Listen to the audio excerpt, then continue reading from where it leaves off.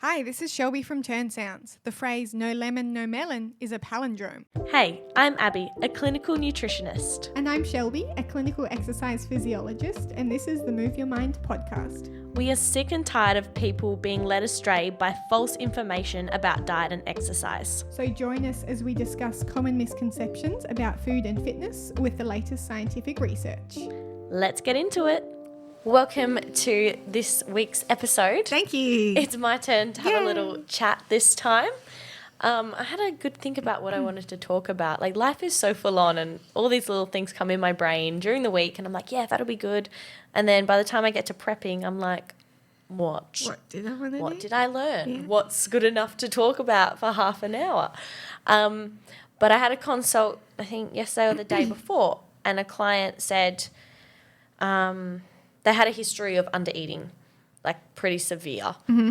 And they said that they listened to the previous podcast episode and I talked about how caloric restriction can reduce metabolic rate. Yes. In terms of basal metabolic rate and the consequences that has. That was a good episode. I've used stuff from that episode with clients since. Yeah, that was a good one. Anyway, yeah.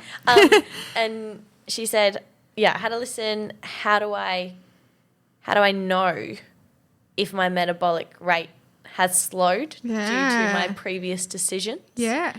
And she was like, what even is metabolism? Yes. And good I was question. like, I feel like this is a good thing to talk about. Amazing. Because metabolic rate and metabolism is thrown around a lot. Like, oh, I'm jealous you have a fast metabolism, or oh, this is because I have a slow metabolism. Absolutely. You hear it all the time. Yeah, and it's almost like people view metabolism as something that's fixed, or like even a health condition. Like, I have a slow metabolism, like similar to someone who would say I have diabetes. Yeah. Like an actual chronic health condition. This is something I'm dealing with. Yeah. And I'm like, it's not really the case. Like, it's not really a thing. Mm-hmm. Yes, you can have a slower metabolism or a faster metabolism. Yeah. But metabolism is never fixed. Yeah. And your dietary and lifestyle choices can encourage a more optimal metabolism or metabolic rate. Yeah. Cool. So, yeah, what is metabolism? Yeah. I've talked about it, but I haven't even said what it is. It's pretty much all the chemical processes that go on in your body to maintain life. Mm-hmm. So it's like the breakdown of the food you have and the drinks you drink to make energy. Mm-hmm. And then that energy will, dictate all of the functions that maintain life, like breathing, heart rate, digestion, elimination, cell repair, cell regrowth, muscle growth, reproductive function, everything. All of the above. Everything. Yeah, everything that allows us to be human and functioning. Yes. So it's more of like the underlying processes, I guess, and we talked about it in the previous episode as BMR, so basal metabolic rate. Yes. I'd put them two together, like metabolism or metabolic synonymous. rate. Yeah. Yeah. Yeah, like synonyms. Mm-hmm. So I'll probably use them interchangeably. Mm-hmm. So metabolism, metabolic rate, and basal metabolic rate. Cool. Kind of all meaning the same thing. Yeah. So, yeah, I wanted to talk about slow metabolism, fast metabolism, how, yes, some aspects of metabolic rate can be fixed and some people can be put on the back foot due to certain genetic predispositions. I was going to say, you can usually see it like within families. They might look similar or have similar tendencies with body composition and stuff. Yes, but then when you say tendencies, that brings me to what I will talk about, behavioural. Yeah. There's a lot of behavioural things that people will do, and then the consequence of that, they'll put back to a slow metabolism. I'll probably more talk about wanting a faster metabolism because that's kind of what no one usually wants to slow it down. No.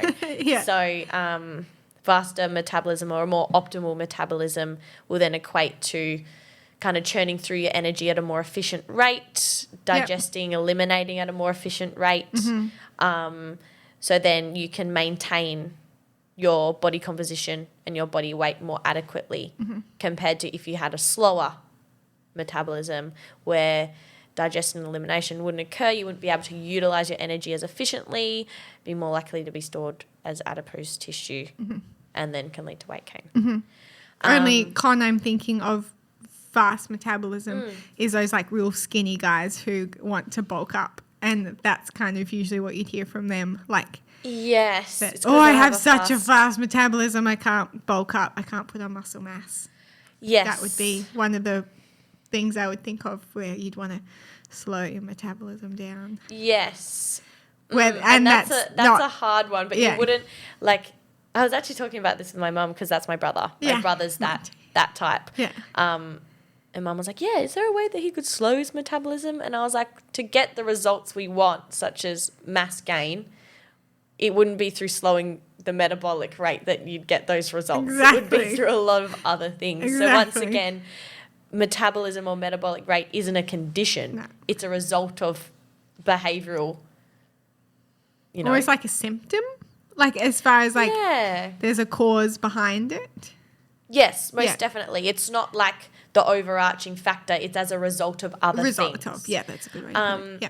Just as a disclaimer, there are some rare cases where metabolic rate can be compromised beyond your behaviour. Yeah. So chronic conditions like hypothyroidism or Cushing's, so they tend to make your BMR lower as a result of reduced thyroid hormone, which kind of is the main driver of the rate of your metabolic processes. Yeah. And then Cushing's, that's an excessive amount of cortisol. Yeah. So cortisol promotes more fat gain. Yeah. Or the utilization of energy as a storage rather than a fuel. Yeah. So then fat mass can contribute to lowering your metabolic rate, which I'll get to. Yeah. And then on the other side with, fast metabolism, hyperthyroidism, so higher levels. Because the main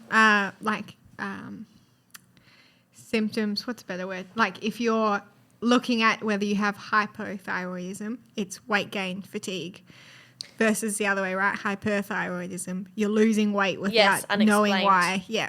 And hair loss and things like that. Just think about things like falling out, being... rushing through processes kind of thing. Yes, everything's happening a lot faster. Yeah. So that's probably the only population where I'd be like, it's justified to say that my weight gain is a result of a slow metabolism. If you have hypothyroidism or Cushing's, then other way, I'm losing weight rapidly. Okay, you have hypothyroidism. Mm-hmm. But still there's something, the step before that is causing that to happen, right? Like thyroid is going weird. Yes. Then you're getting this it's as a result difference in metabolism. Yeah. And even saying that, those people in those populations, they're not fixed either. There's certain nutritional therapies and lifestyle changes that you can make to mitigate the effects. And that's something that I wanted to say too. Like I'm going to talk about the kind of fixed components of metabolic rate or the more genetic, you can't help it aspects. But even when I say these things, I feel like the things you can do to make your metabolic rate more optimal, they kind of outweigh the things that are more fixed or you're born with. Yeah, your unmodifiable factors. Yeah. Yes. So there's so much you can do. There's pretty much something you can do for every single fixed component of metabolic rate to put yourself in a more optimal position. Nice. So, metabolic rate is not an excuse unless you have a chronic health condition. And even with that, there's multiple things you can do. You're going to just sit in your hands and not do anything about it. Yep. So fixed components are genetics, obviously. Mm-hmm. I was having a little Google search because I like to look into what other people will see. Yes. And I want to ask you about some things because they're more like exercise physiology components. Okay, cool. Okay, yep. We'll see. Genetics was saying that some people, they are born with greater muscle bellies. So like the width of the muscle belly is wider. Yes. And we know that muscle burns more energy at rest. So the higher amount of muscle mass you have, generally the higher metabolic rate you'll have, which we talked about in the previous episode. Yeah. So if you have think about a thicker or a wider muscle, then you burn more energy at rest. Yes. Are So- you familiar with like the genetic? Kind of. So you mentioned this before the podcast, and so you say muscle belly. Yeah. And that's like the whole muscle, like biceps. Yes. That's the muscle belly, which is like a cross-sectional area. If you cut right down the middle through the thickest area, that's your muscle belly. And that's made up of fibers and things smaller than fibers, and lots of things make up that. And whenever we talk about training for hypertrophy, you can with exercise increase your muscle belly and increase the individual cross-sectional area of muscle fibers, which accumulate to a bigger muscle belly, Yes. which is a bigger muscle. Yes. So that's possible for everyone. Yes, and that's what I'm saying too. Like, Yeah. yes, you might be born.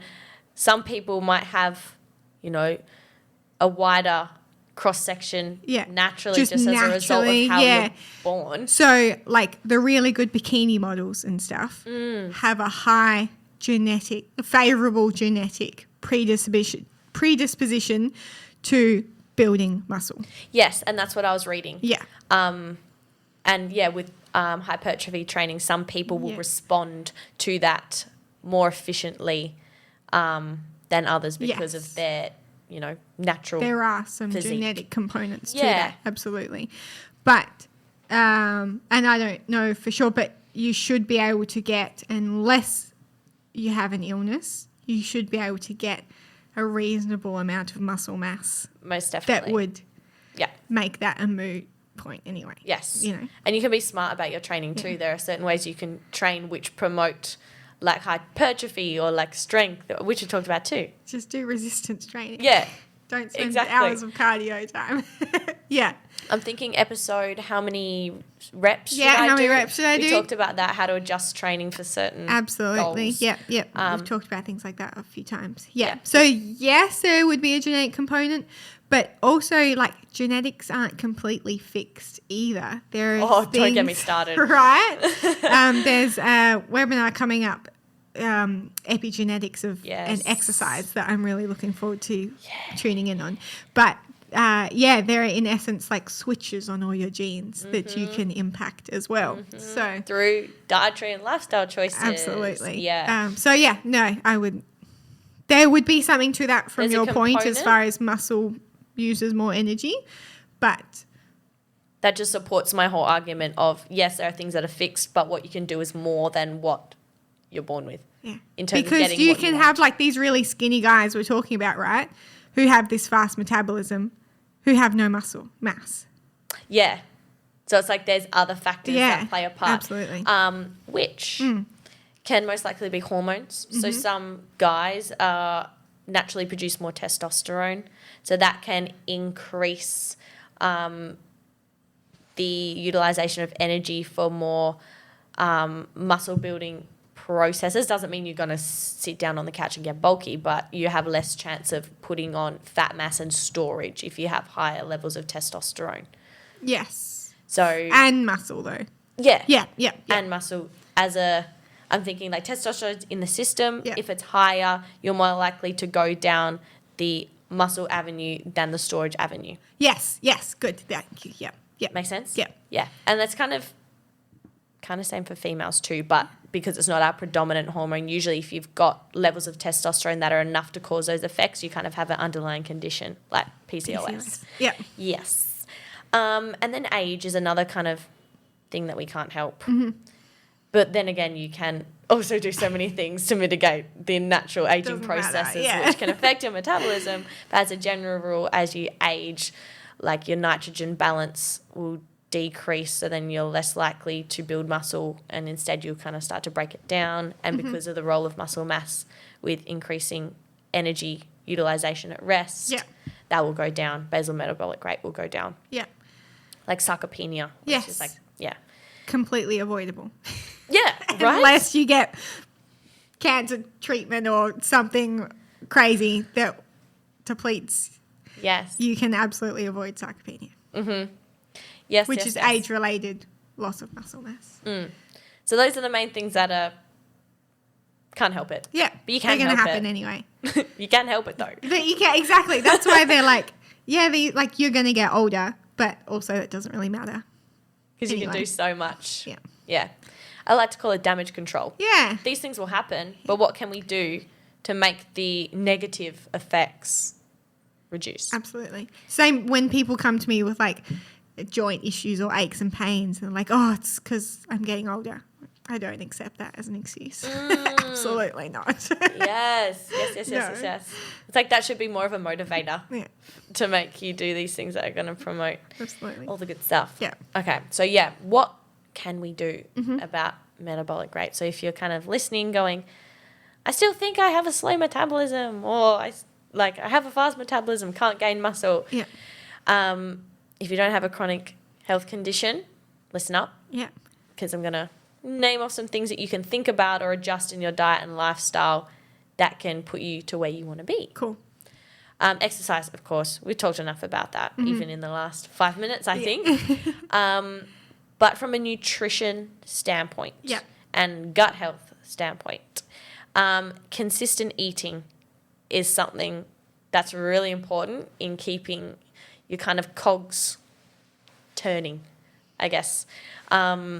So people, I'm just thinking, people think they have a slow metabolism. They will most likely be overweight in some sense. So then they'll probably reduce their daily intake in an attempt to lose weight. But that actually slows down the metabolic rate more. And that's what the last episode was about. Like, am I actually eating enough? So consistent eating is important if you want to increase your metabolic rate.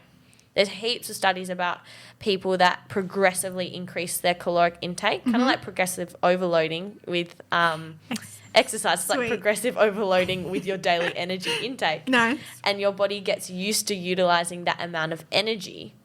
And then slowly your basal metabolic rate and your total daily energy needs will increase because the body's like, oh, this is where we're at now. Let's adapt. Yeah, it's so smart. And your body likes being it likes working well. Yeah. Right? So it's going to adapt to that. Given that you're feeding it the right things as well. Yes. So if you're like, oh, cool, I can add a half a tub of ice cream to my nightly intake and then slowly add it to 1 or 2, this is not what I'm Wait talking till I about. get through 3 tubs of ice cream. That's progressive overload. Not what I'm talking about. No. I'm talking about the macronutrients that have that promote muscle mass and also have a higher thermogenic effect. Yeah, that's a very fun term that I've asked you about before. Yes. Which we briefly touched on in the last episode.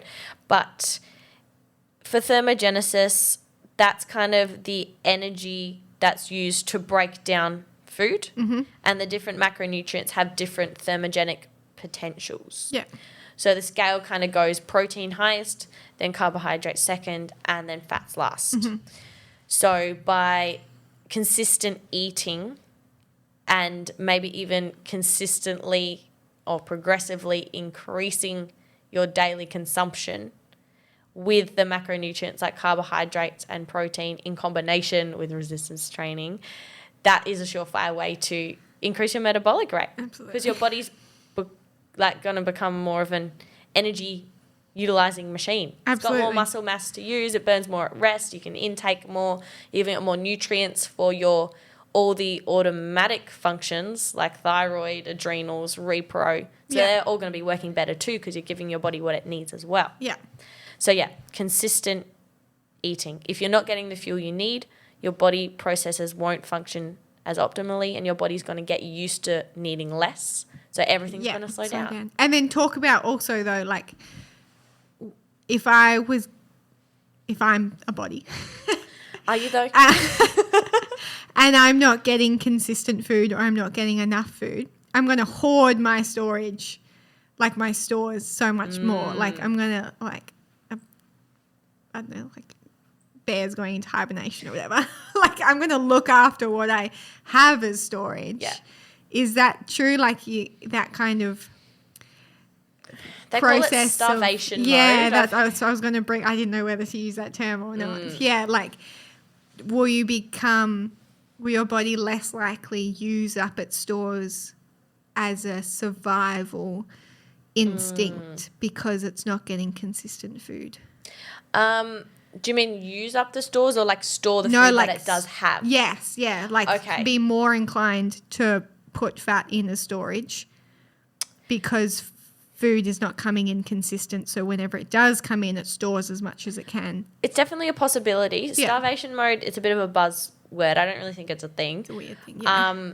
But I'm thinking hormones have a big influence on whether or not that process will occur. Mm-hmm. So if you're an individual that's highly stressed, stress. Cortisol is circulating, which is what you've already said. Yeah, which kind of promotes the fat storage, and then you're not fueling yourself enough. You've got two kind of ingredients for likelihood of adipose tissue gain. Mm-hmm. So under eating and high stress levels, you're going to be more likely to store because that's what your body does in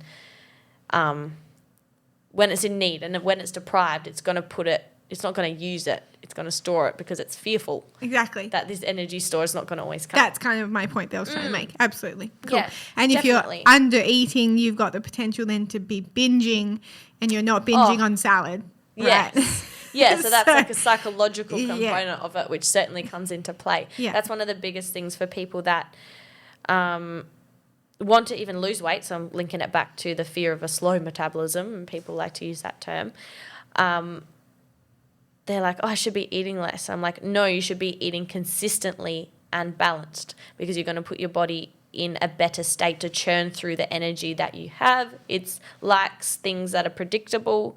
It won't be any excessive amounts of any macronutrient. Yeah. I'll also be very mindful of making sure protein intake is adequate and maybe even a little bit over the recommendations because it's good for satiation, but also has a high thermogenic potential. Yeah. So it's kind of like you're more likely to burn as well, and then you're less likely to overconsume all the refined stuff that comes with not getting enough. So it's kind of like a pretty big picture. That's nice. Yeah, nice way to tie it all together. Yeah. So that kind of brings me to another recommendation that I'd make is if you want to promote a more optimal basal metabolic rate, reduce processed food consumption. Mm-hmm. Because if something's processed, it's kind of already done the things that your body wants to do. Yeah. So then it's not going to utilize as much energy when you do take it in. Yeah. And as well with processed foods, it's more likely to be lower in the good stuff like protein and whole grain carbohydrates. It's more likely to be higher in saturated fat, trans fats, and it's not, processed food is very rarely a balanced source of nutrition. Definitely. It's usually very imbalanced, and it doesn't take much for your body to break down, and it doesn't have much in it for your body to do good things with. Anyway, so or the stimulus for your body to like go through those processes efficiently is even more lessened. Yes. Lessened further by that processed food. And then it's like things that are processed as well are more often than not quite low in dietary fibre. Yeah. And dietary fibre has a role in gut health, and gut health has a role in metabolic rate. Mm-hmm. So it all kind of links in. Mm-hmm. So talked about this in episode, I always forget which number, what even is gut health, very early stages. 3 maybe. So dietary fibre is used for our microbiota, so all the little bugs in our gastrointestinal tract, as a fuel source. Mm-hmm. So it kind of chews up the dietary fibre, produces these little guys called short-chain fatty acids as a response, and then it also allows the bacteria, the good bacteria, to grow and proliferate. Yes. So then it can use more and it can produce more short-chain fatty acids, and there's lots of studies with the benefits of short-chain fatty acid production and metabolic rate. Cool. So the main ones, which I did talk about in way back in gut health episode, are butyrate and propionate. Mm-hmm. So butyrate was found, or is known to, increase mitochondrial activity. And the mitochondria is a powerhouse of the cell. I was going to say it, and then I went, sure, we don't say it. And then you said it anyway. I just can't. It's like embedded in my brain. Absolutely. Every time. Tattoo, it would be that. No, I'm kidding. The mitochondria is the energy kind of organelle in every single cell. So the mitochondria is where a process called cellular respiration occurs, and that's when carbohydrates, what we intake, is combined with oxygen, and then it forms ATP, which is kind of the molecule which we convert into what we call energy just in general life. Yeah. So, yeah, dietary fiber increases butyrate, short-chain fatty acid production, which then increases mitochondrial activity. Nice. Increased mitochondrial effectiveness is greater utilization of the energy intake, and then that links to a greater potential to use energy, which is a greater basal metabolic rate. Nice. Whew. Well done. Well, and butyrate also improves insulin sensitivity, so you're more likely to uptake and utilize the carbohydrates you have. Absolutely. Yeah, excellent. And that once again links to why you shouldn't cut out macronutrients. You need to eat consistently and you need to eat balanced, because carbohydrates are the main energy producing macronutrient. So if you remove them, all those processes that keep things churning and provide ATP to all your cells, they're reduced too. And your body has to find other pathways to produce ATP, which it's not wanting to do naturally. No, it's a whole effort. Yeah, like using fat cells as energy or the ketosis stuff. Exactly. Your body doesn't really want to do that. So why don't you just give it what it needs in consistent amounts, in balanced ways? Yeah. Yeah. Nice. I like that. Yeah. And then propionate, that kind of similar, but the short chain fatty acid, it helps with weight regulation and has a stimulatory effect on gut hormones that increases the synthesis of leptin, which is like your fullness hormone. Yeah. So, yes, short chain fatty acids as well have an effect on feelings of fullness. Absolutely. And that doesn't really have a direct link to metabolic rate, but I mean in terms of the fear of weight gain or being overweight as a result of, in quotations, slow metabolism. Yes. Dietary fiber is going to help with weight management. Yep. And that'll help, I'm sure, the consistency if you can feel full Very appropriately. true, Shelby. Yeah. Definitely. And then by saying that, I was just thinking as well, actually, what was I thinking? I was thinking, fullness equates to more consistent eating, less likely to overeat, more likely to not store excess adipose tissue, and then lower fat mass, higher muscle mass is linked to a greater metabolic rate as well. Mm-hmm.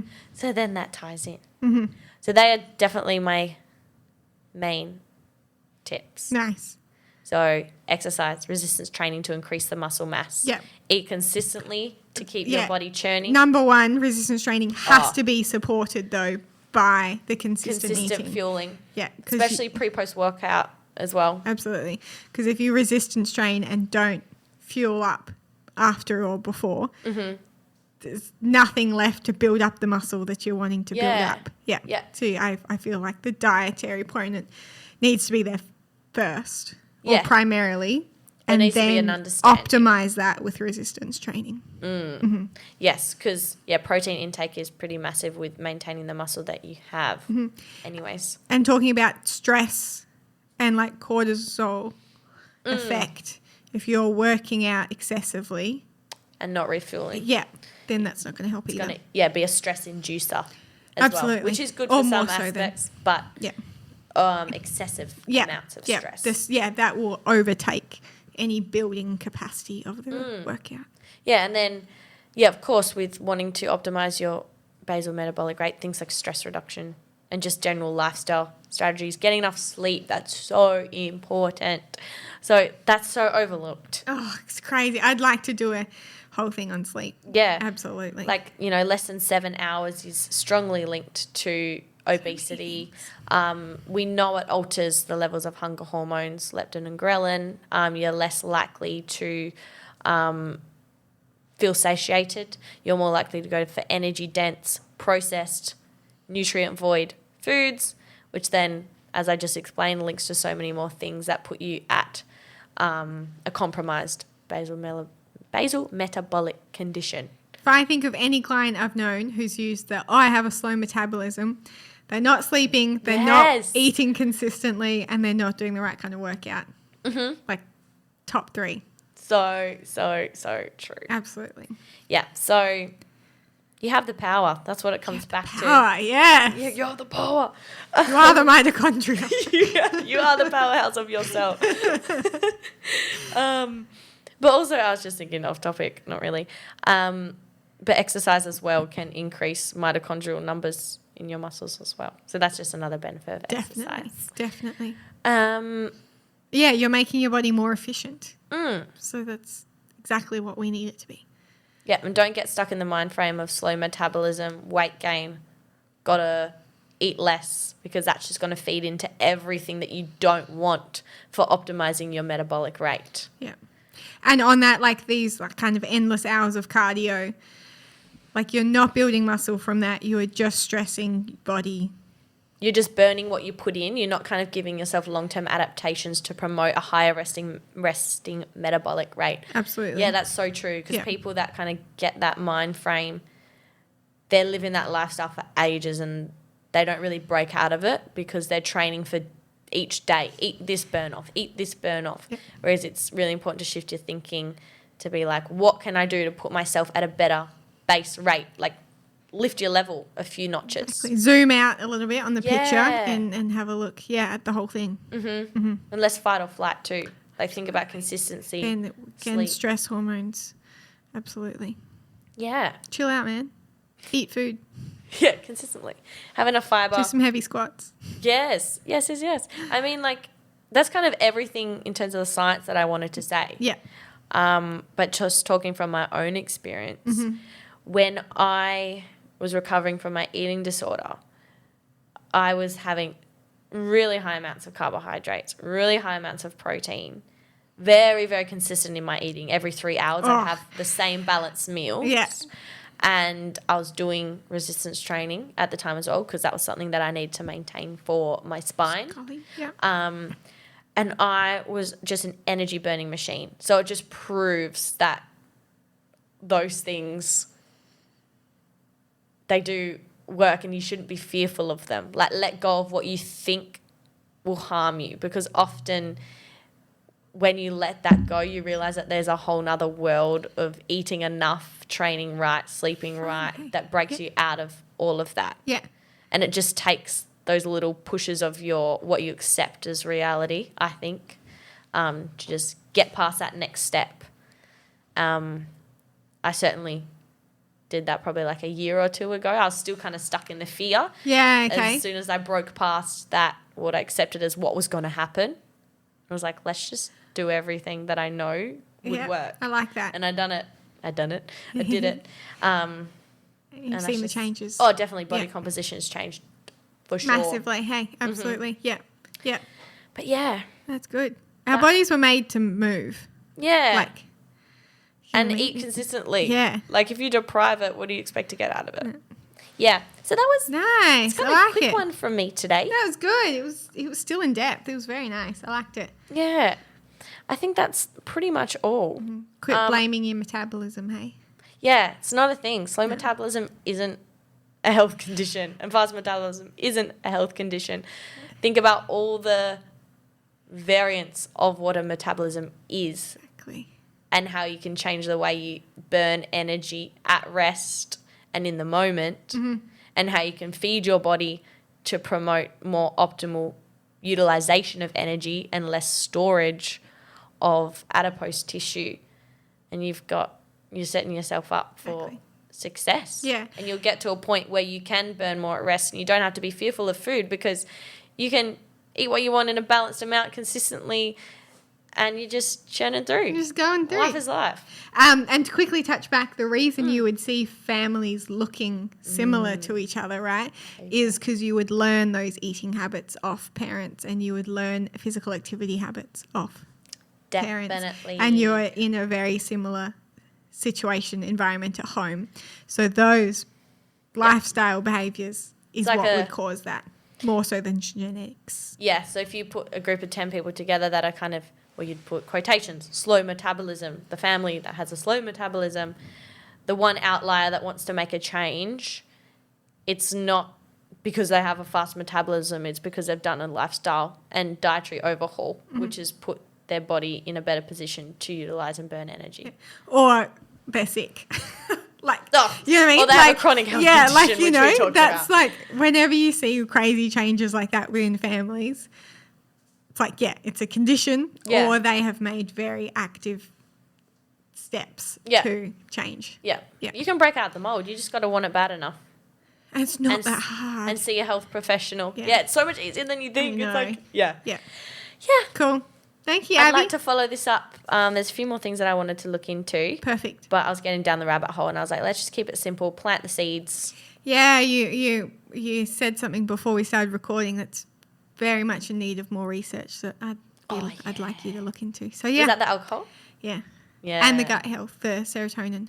Okay. It's coming. Cool. Thanks for listening, guys. All right, cool. Send us a message if you want any more info, if anything sparked your interest. Send it to AbbeyRenee_nutrition. Or what's our Instagram for Turn Sounds? So moveyourmind.podcast. .podcast. Yep. Or there is a Turn Sounds Instagram or turnsounds.com. We have like an inquiry form on there. There's so many different ways to contact us. We really want to talk to you. Yeah, and come see me if you think if you're stuck in the mindset of a slow metabolism, I can change things for you. Yeah. Cool.